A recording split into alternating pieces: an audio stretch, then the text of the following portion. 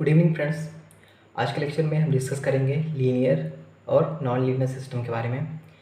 तो linear system basically हम discuss करेंगे और जो लीनियर सिस्टम नहीं होगा वो हमारा नॉन लीनियर सिस्टम होगा। तो लीनियर सिस्टम क्या है कि जो प्रिंसिपल ऑफ सुपरपोजिशन को फॉलो करे वो हमारा लीनियर सिस्टम होता है। ओके, तो सबसे पहले डेफिनेशन लिखेंगे। A linear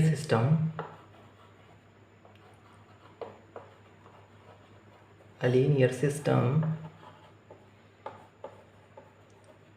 follows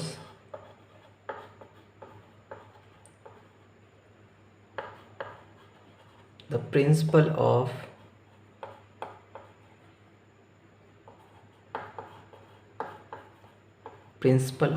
superposition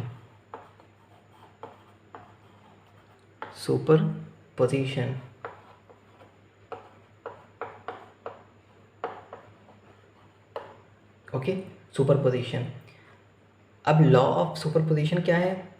law of superposition वो है जो हमारा लॉ ऑफ एडिटिविटी और लॉ ऑफ होमोजेनिटी को फॉलो करे। Okay, law of superposition is law of superposition is combination of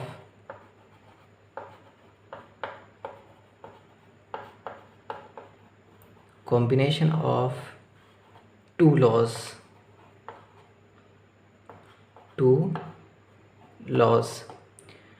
दो लॉ हैं जिसमें एक है लॉ ऑफ एडिटिविटी, वो भी देखते हैं क्या है, और law of homogeneity. Law of additivity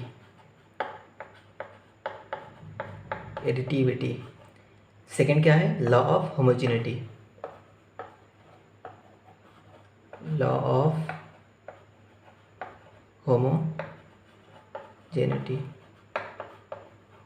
okay, तो हम दोनों लॉ को देखेंगे, एडिटिविटी क्या है और होमोजेनिटी क्या है। ठीक है, सबसे पहले फर्स्ट देखेंगे law of additivity. Law of additivity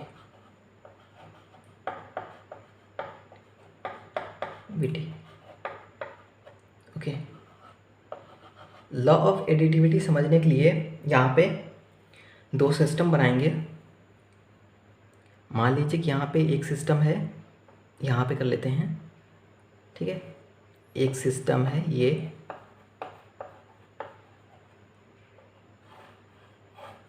okay, and second system यहाँ पे बना लेते हैं।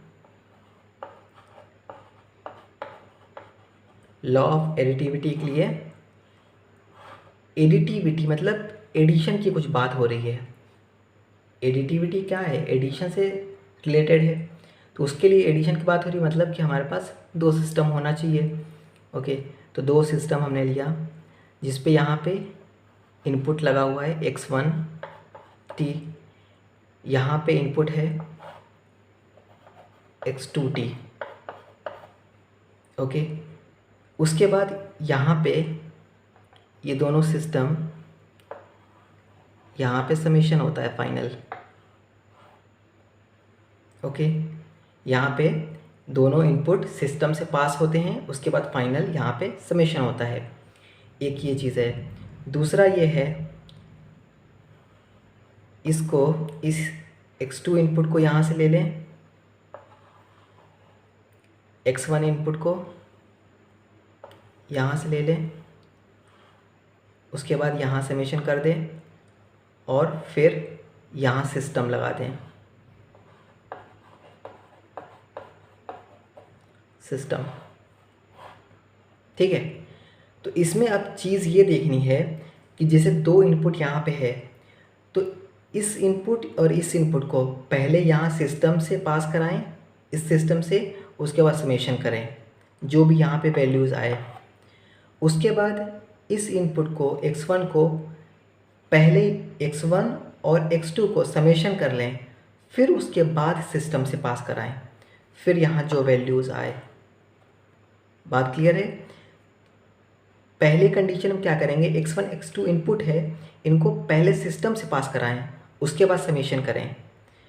यहाँ भी क्या करें, पहले समेशन कर लें फिर सिस्टम से पास कराएं, तो जो वैल्यू आए, अगर ये दोनों वैल्यू इक्वल है तभी हमारा क्या होगा, लीनियर लॉ ऑफ एडिटिविटी को फॉलो करेगा। ठीक है, तो मान लीजिए यहाँ सिस्टम में हमारे पास 10 है, दोनों सिस्टम में 10 है, तो ये हमारा सिस्टम से जब पास होगा, ओके, तो यहाँ पे आउटपुट मिलेगा सिस्टम से पास होने के बाद y1t क्या मिलेगा, 10, क्योंकि सिस्टम में 10 था, 10 प्लस x1t। उसी तरीके से ये वाला जब सिस्टम में पास होगा तो सिस्टम में यहाँ पे भी 10 है, तो यहाँ पे क्या मिलेगा, y2t हमें मिलेगा 10 प्लस x2t। ये y1 और y2 हमें मिल गया। अब इन दोनों का समेशन करना है, तो इन दोनों का जब समेशन यहाँ पे करेंगे तो 10 प्लस 10 क्या हो जाएगा, 20 हो जाएगा, plus 20 plus x1t plus x2t, okay, 20 plus x1 plus x2t। अब यहाँ पे क्या करें, इन दोनों इनपुट को पहले समेशन कर लें, यहाँ पे समेशन कर लें, तो यहाँ समेशन करेंगे तो x1t हो जाएगा प्लस x2t हो जाएगा। अब यहाँ समेशन हो गया दोनों इनपुट का।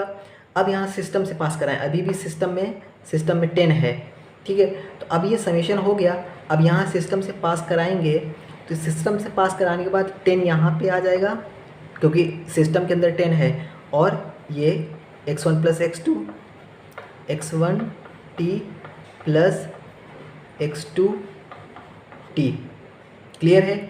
अब देखिए यहाँ पे 10 प्लस x1 प्लस x2t आ रहा है, यहाँ पे 20 प्लस x1 प्लस x2t आ रहा है, मतलब ये दोनों इक्वल नहीं है, इसका मतलब लॉ ऑफ एडिटिविटी को ये फॉलो नहीं करते हैं।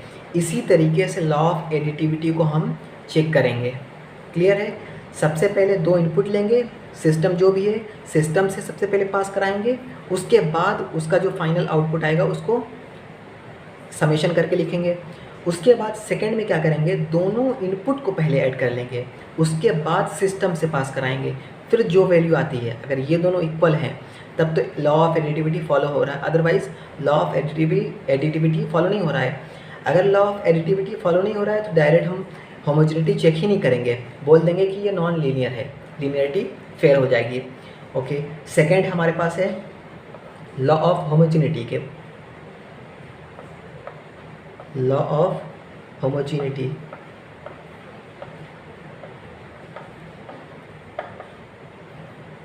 ओके, लॉ ऑफ होमोजेनिटी हमें चेक करना है। तो उसके लिए क्या करेंगे, जैसे कि मान लीजिए यहाँ पे एक सिस्टम बनाते हैं,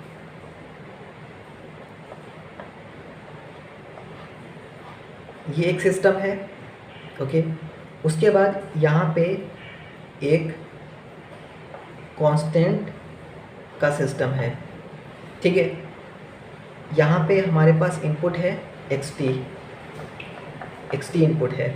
उसके बाद यहाँ पे एक कांस्टेंट सिस्टम पहले लगा दिया है, और सिस्टम ये जो हमारा ये वाला है दूसरा सिस्टम जो है उसको यहाँ पे लगा दिया है, ठीक है। पहले में क्या किया है, सिस्टम लगाया, उसके बाद के कांस्टेंट वाला लगाया। दूसरे में क्या किया, पहले के लगा दिया है, उसके बाद सिस्टम लगाया है। अब सेम इनपुट यहाँ पे भी दिया जाएगा, उसके बाद यहाँ पे वैल्यू फाइनल देखी जाएगी।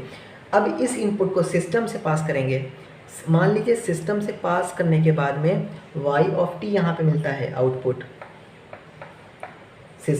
इनपुट है, इनपुट को सिस्टम से पास कराया तो y ऑफ t मिला, y ऑफ t मिला, उसके बाद ये k से k कांस्टेंट से मल्टीप्लाई करेंगे, ओके, तो ये हमारा k y ऑफ t मिलेगा। उसके बाद अब इसी x ऑफ t जो इनपुट है इसको यहाँ पे k से मल्टीप्लाई करेंगे तो k x ऑफ t मिला, okay, k x of t यहाँ पे मिलेगा इस जगह। उसके बाद सिस्टम से जब पास कराएंगे तो सिस्टम से पास कराने के बाद ये क्या हो जाएगा, हमारा xt जो है, जैसे xt यहाँ पे सिस्टम से पास कराने के बाद में y ऑफ t हो गया था, तो यहाँ पे भी एक्स टी क्या होगा, वाई ऑफ टी हो जाएगा, बट कांस्टेंट तो हमेशा साथ में रहेगा के वाई ऑफ टी। तो इस तरीके से ये दोनों हमारे इक्वल आ रहे हैं। तो ये हमारा फॉलो कर रहा है लॉ ऑफ होमोजेनिटी को। लॉ ऑफ होमोजेनिटी हमेशा अगर कभी भी चेक करना होगा, कैसे चेक करेंगे, एक इनपुट लेंगे सिस्टम और कोई एक कांस्टेंट लिखेंगे, फिर उसके बाद कांस्टेंट लिखेंगे, एक सिस्टम लिखेंगे। तो उस इनपुट को पहले सिस्टम से पास कराना है, जो भी आउटपुट मिलता है उसको जो कांस्टेंट है उससे मल्टीप्लाई करना है। दूसरा क्या करना है, पहले कांस्टेंट से मल्टीप्लाई करना है, फिर सिस्टम में पास कराना है। तो अगर दोनों इक्वल आती हैं वैल्यू तो लॉ ऑफ होमोजेनिटी फॉलो हुई। अगर लॉ ऑफ एडिटिविटी यहाँ फॉलो अगर हो रही है और लॉ ऑफ होमोजेनिटी फॉलो हो रही है, अगर दोनों साथ में फॉलो हो रही है तभी हमारा सिस्टम लीनियर होगा, अदरवाइज हमारा सिस्टम नॉन लीनियर होगा। ओके, जैसे कि एक यहाँ पे सिस्टम की बात कर लें, यहाँ पे लिख के एग्जांपल है, एक एग्जांपल हमारे पास है y of t equal to 10 plus x of t। Okay, तो y ऑफ t क्या है, हमारा आउटपुट है, x ऑफ t क्या है, इनपुट है। तो output equal to 10 plus input. Okay, तो यहाँ पे ये हमारे पास 10 जो एक्स्ट्रा ऐड हो रहा है उसके वजह से हमारा क्या होगा, इनपुट, ये जो हमारा सिस्टम है वो नॉन लीनियर होगा। ओके, नॉन लीनियर होगा मतलब क्या है, ये y इक्वल टू ये इनपुट mx प्लस सी की फॉर्म बन रहा है, और जब भी y equal to mx plus C का फॉर्म बनता है तो वो हमारा नॉन लीनियर बनता है। और y इक्वल टू जब mx बनता है, y इक्वल टू mx कैसे बनता है, y इक्वल टू mx इस तरीके से बनता है, तो ये हमारा लीनियर कहलाता है। ओके, और y equal to mx plus C जब हम बनाते हैं तो c जैसा हमारा कोई भी फैक्टर होता है जो भी, तो डिपेंड करता है कि वो फिर हमारा यहाँ ज़ीरो से क्रॉस नहीं होगा, कहीं यहाँ क्रॉस होगा या फिर यहाँ से क्रॉस होगा, इस पॉइंट से क्रॉस नहीं होगा। तो ये हमारा सिस्टम अब नॉन लीनियर हो जाएगा। तो ये चीज़ याद रखनी है, y equal to mx plus C से y क्या है, यहाँ पे आउटपुट को रिप्रेजेंट कर रहा है, और ये जो हमारा x यहाँ पे है mx इनपुट को रिप्रेजेंट कर रहा है, और जो भी कांस्टेंट है वो c को रिप्रेजेंट कर रहा है, क्योंकि कांस्टेंट जो भी यहाँ पे आता है वो हमारा c को रिप्रेजेंट करता है। ओके, तो आज के लिए लीनियर एंड नॉन लीनियर के लिए हमने डेफिनेशन और किस तरीके से लॉ ऑफ होमोजेनिटी और एडिटिविटी चेक करनी है वो बता दिया। अब नेक्स्ट लेक्चर से हम क्या किए, इसकी प्रॉपर्टीज़ देखेंगे, किस किस तरीके से क्या क्या लॉ हमें फॉलो होता है, कंक्लूजन वगैरह हम इसमें देखेंगे। ओके, तो अगर वीडियो अच्छी लगे तो please like share and subscribe जरूर करें। Thank you.